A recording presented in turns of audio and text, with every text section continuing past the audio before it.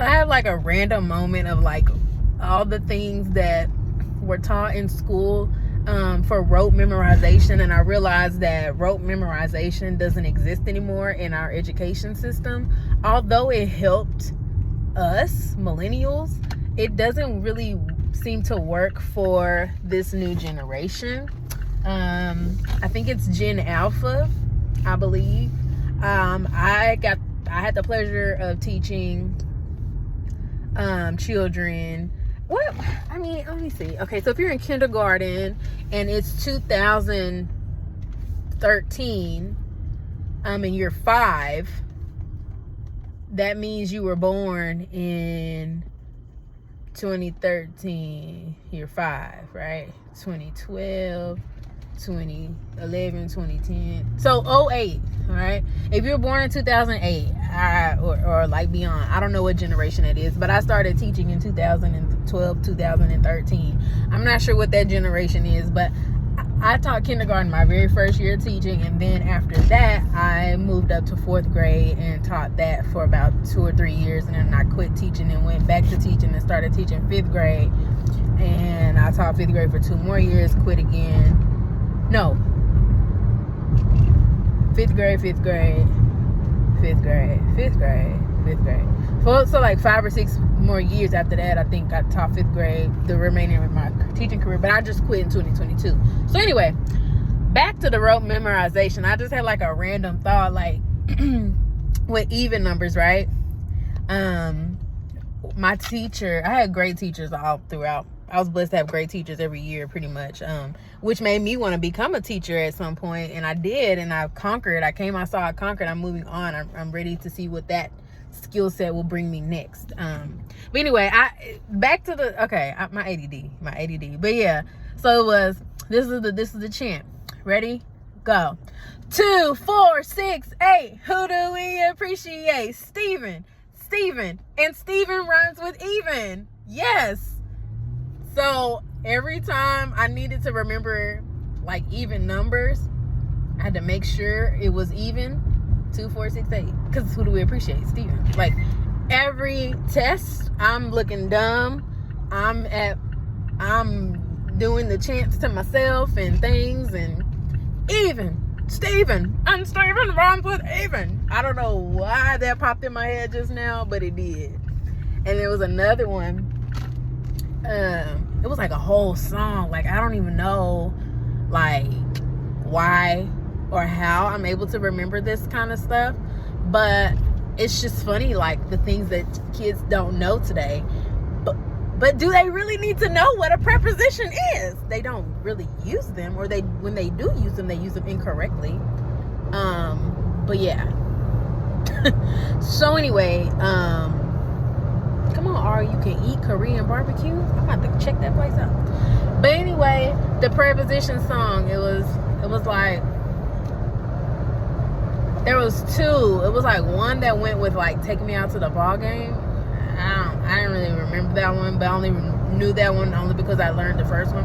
And it was more of a chant, like I said, and it had no music with it or nothing. It was just you rapping. Like, let me see. Okay. It was like in alphabetical order. Here we go. Preposition, starting with the A. Aboard, about, above, across, after, against, along, among, around, at. Preposition, starting with the B. Before, behind, below, beneath, beside, between, beyond, but, by. Preposition. Don't go away. Go to the middle and see what we say. E-F-I and something. I don't remember after that, but I know preposition words that start with A and B. Along, among, around, at, before, behind, below, beneath, beside, between. Like, where is it? ¿Dónde está? Where is the purple crayon? It's under the couch. Oh, it's beside the table. Y'all don't teach y'all kids this stuff? Like use your words. Literally. Use your words. Now I sound like the teacher coming out of me now. But yeah, it's just like little things. Like I remember like Multiplication facts, let's go with that too. Multiplication facts are not being taught, especially not with rote memorization. We're using area models, and we're using base 10 blocks, and we're really trying to get the kids to understand why 4 times 5 is 20 and what the hell that even means. 4 times 5. What am I saying? In the Bible, they reference multiplication, you know, like when they, I don't remember the book, but in the Bible, there's multiplication. It's something that's been here back to the Bible days. That's my whole point. Okay, a bushel, you know, several bushels, a dozen. You know, those words back in that were said back in the day that aren't really existent now, unless you live with a great grandparent. You know. So yeah, I just remember like being in, what grade was I in? Was it 2nd or 3rd? I can't remember. But my mom was very hard on me, especially when it came to me learning my multiplication facts or any facts. Like, I remember literally sitting in church one day. My mom, she made sure I knew stuff before my teacher taught it. That was just the thing. So one day we're at church sitting in the pew, and she pulls out paper. I used to like drawing and stuff at church, so I always had something to write with and paper. But on the envelope, come on somebody, the envelope, however your pastor or you say it, it was a tithing envelope. So on the back, it was plain, so it was like lots of places to write. On the front, it was like, you know, it was printed off and things like that. So you couldn't, you really didn't have a lot of space to write. So anyway, she flips over the envelope and she's like, oh, well, let's work on your multiplication facts like now, before you have to learn it in school. So I literally learned how to multiply at like 7 or 6 or something like that, 6 or 7-ish, at church. So my mom's like giving me these multiplication facts, and I'm like putting the little dots, and I don't even remember like how I knew. I just knew I had to do it because she told me to do it. And then one year it was time for me to go trick-or-treating, and she was like, you're not going trick-or-treating unless you know all the multiplication facts, because I done told you. And we had those time tests that the teacher would come by, and I would have to like hurry up, and I was such a perfectionist. I was in GT, and I would cry if I didn't get 100, that type of stuff.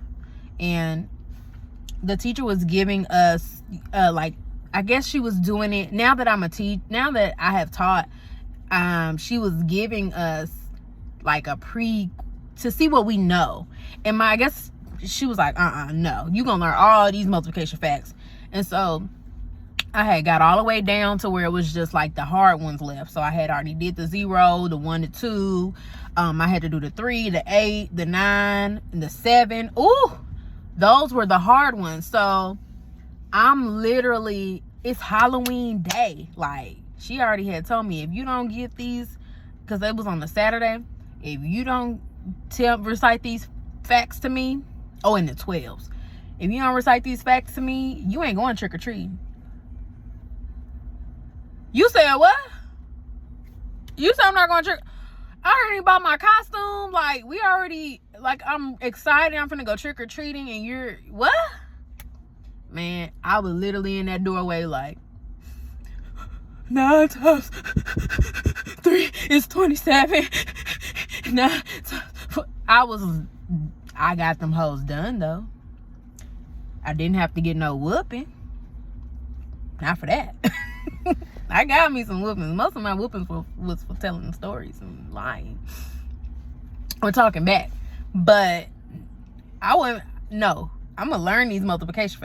And I just feel like that's not there anymore. And I don't have kids, I know. And when you have kids, I'm so sick of people saying that to me. Like, whatever. I don't have to be a mother to know. I've had y'all's kids longer hours than y'all have had kids. And COVID showed all of us that y'all ain't doing shit at home. Not everybody, but most of y'all ain't doing that. You're relying on a teacher to raise your children. And this is a co-parenting situation. And this is for all the parents and all the teachers. Okay? When your kid is in my class, you're signing up to co-parent.